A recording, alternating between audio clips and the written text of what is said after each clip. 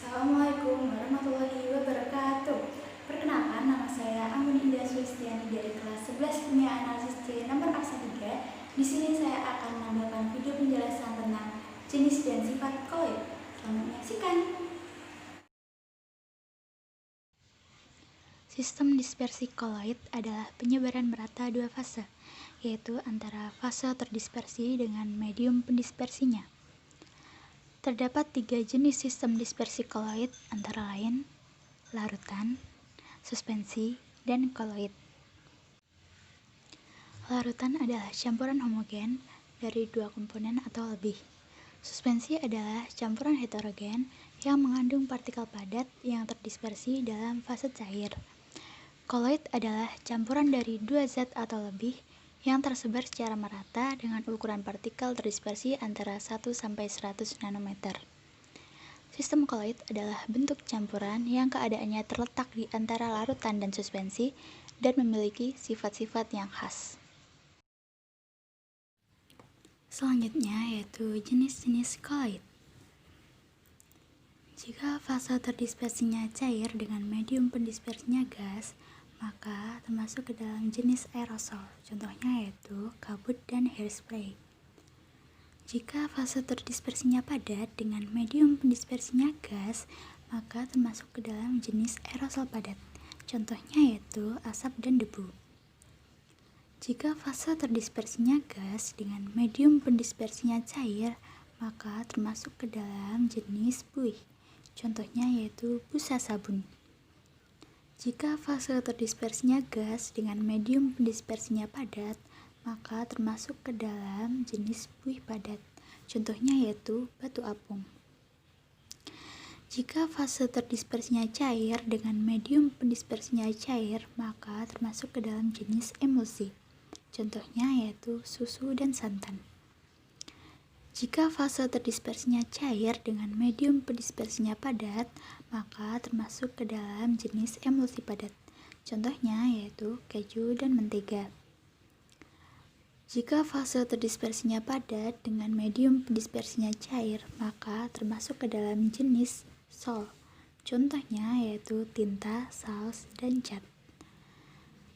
Jika fase terdispersinya padat dengan medium pendispersinya padat, maka termasuk ke dalam jenis sol padat, contohnya yaitu gelas berwarna.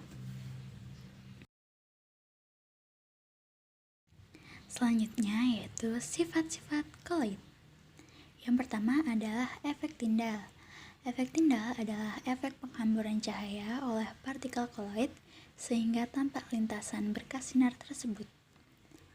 Seperti pada gambar, larutan meneruskan cahaya, sehingga berkas cahaya tidak tampak. Sedangkan pada koloid, cahaya tersebut dihamburkan oleh partikel koloid. Contoh efek Tyndall dalam kehidupan sehari-hari yaitu sorot lampu mobil atau sepeda motor pada kondisi udara berkabut tampak lebih jelas. Selanjutnya yaitu gerak Brown. Gerak Brown adalah gerak tak beraturan dari partikel koloid yang disebabkan oleh tumbukan tak seimbang antara partikel terdispersi dengan pendispersi. Gerak Brown menstabilkan koloid karena menyeimbangi gaya gravitasi sehingga koloid stabil dan tidak mengendap. Gerak Brown akan terlihat di bawah mikroskop ultra berupa gerak zigzag. Gerak Brown dapat menstabilkan koloid karena bergerak terus-menerus, maka gerakan itu dapat mengimbangi gravitasi sehingga koloid itu tidak akan mengendap. Selanjutnya yaitu elektroforesis. Elektroforesis adalah gerakan partikel koloid karena pengaruh medan listrik. Kemudian, adsorpsi. Sifat adsorpsi adalah penyerapan terhadap partikel atau ion atau senyawa lain sehingga partikel koloid bermuatan. Contohnya yaitu sol FeOH3 mengadsorpsi ion-ion H+, sehingga sol FeOH3 bermuatan positif. Yang kedua yaitu sol AS2S3 mengadsorpsi ion-ion S- sehingga sol AS2-S3 bermuatan negatif. Pemanfaatan sifat adsorpsi yaitu pewarnaan serat kain. Kemudian koagulasi. Koagulasi adalah penggumpalan partikel koloid akibat hilangnya muatan koloid. Koagulasi kimiawi dapat terjadi akibat percampuran koloid beda muatan dan penambahan elektrolit. Contohnya yaitu dalam pencernihan air. Lumpur dalam air digumpalkan menggunakan tawas. Selanjutnya yaitu koloid pelindung. Koloid pelindung adalah koloid yang melindungi koloid lain agar tidak terjadi koagulasi. Cara kerjanya yaitu koloid pelindung membentuk lapisan di sekeliling partikel koloid lain.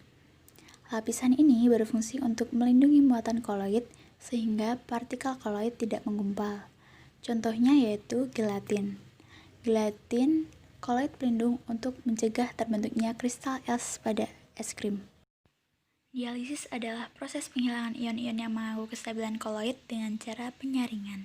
Contohnya yaitu pada proses pemisahan hasil metabolisme dari darah oleh ginjal. Koloid liofil dan koloid liofob. Koloid dengan medium pendispersi cair dibedakan menjadi koloid liofil dan koloid liofob. Sedangkan pada medium pendispersi air dibedakan menjadi koloid hidrofil dan koloid hidrofob. Koloid liofil adalah koloid yang partikel terdispersinya menarik medium pendispersinya, sedangkan koloid liofob adalah koloid yang partikel terdispersinya tidak menarik medium pendispersinya. Terima kasih, jangan lupa like, comment, and subscribe.